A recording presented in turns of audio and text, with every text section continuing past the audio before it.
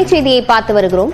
பொங்கல் தொகுப்போடு 2000 ரூபாய் வழங்க கோரிய பாஜகவின் மனுவை அவசர வழக்காக விசாரிக்க முடியாது என உயர்நீதிமன்றம் தெரிவித்திருக்கிறது. அவசர வழக்காக விசாரிக்க சென்னை உயர்நீதிமன்றத்தில் மனு தொடரப்பட்ட நிலையில் அதனை அவசர வழக்காக விசாரிக்க முடியாது என உயர்நீதிமன்றம் மறுப்பு தெரிவித்திருக்கிறது.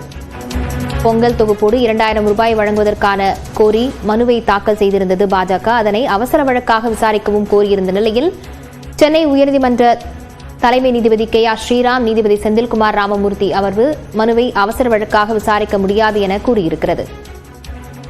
பாஜக வழக்கறிஞர் மோகன்தாஸ் தொடர்ந்திருந்த வழக்கை அவசரமாக விசாரிக்க வேண்டும் என கோரிக்கை வைக்கப்பட்டிருந்த நிலையில் இவ்வாறு கூறப்பட்டிருக்கிறது. விவரங்களுடன் செய்தியாளர் மதன் இணைந்திருக்கிறார். மதன், முழுமையான விவரங்கள்.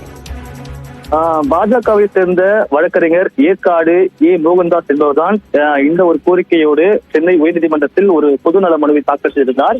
அதாவது கடந்த ஆண்டுகளை பார்க்கும்போது அந்த பொங்கல் பண்டிகை வருவதற்கு முன்னதாக அது போன்ற புயல் மற்றும் அதிக மழை வரும்.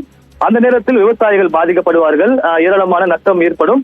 அப்போது பெரிய நஷ்டத்தை ஏற்படுத்தப்பட்டுள்ளதால் கடந்த ஆண்டு பொங்கல் தொகுப்போடு ரூபாய் 2000 ரூபாய் ரேஷன் கார்டு அட்டைதாரர்களுக்கு வழங்கப்பட்டிருந்ததாக தெரிவித்துள்ளார். எனவே அதே போன்ற நிலைதான் தற்போதும் ஏற்பட்டது. கடந்த சில நாட்களுக்கு முன்பாக வந்த அந்த பெருமழை காரணமாக பல இடங்களில் பயிர்கள் நாசமானது. எனவே இந்த ஆண்டும் ஏற்கனவே கொடுத்தது போலவே 2000 ரூபாய் அந்த பொங்கல் தொகுப்பு வழங்க வேண்டும் என்ற ஒரு கோரிக்கையுடன் தான் இந்த ஒரு மனுவை தாக்கல் செய்தார். ஆனால் இந்த மனு இன்று இதுவரைக்கும் பட்டியலிடாத நிலையில் இந்த வழக்கை அவசர வழக்காக விசாரிக்க வேண்டும் என்று மோகன்தாஸ் தரப்பில் இன்று தலைமை நீதிபதி முன்பு ஒரு முறையிடப்பட்டது. ஆனால் நீதிபதிகளை பொறுத்தவரைக்கும் இந்த விவகாரத்தை அவசர வழக்காக எடுக்க வேண்டிய எந்த ஒரு அவசியம் இல்லை. அது பட்டியலிடப்பட்ட பின்னர், அது எண்ணிடப்பட்ட பின்னர் எப்படி வருமோ அதன்படி பட்டியலில் வரும், அப்போது விசாரணை எடுத்துக் கொள்ளப்படும் என்று தெரிவித்து இன்று மோகன்தாஸுடைய அந்த கோரிக்கையை நிராகரித்து விட்டார்கள். விவரங்களுக்கு நன்றி மதன்.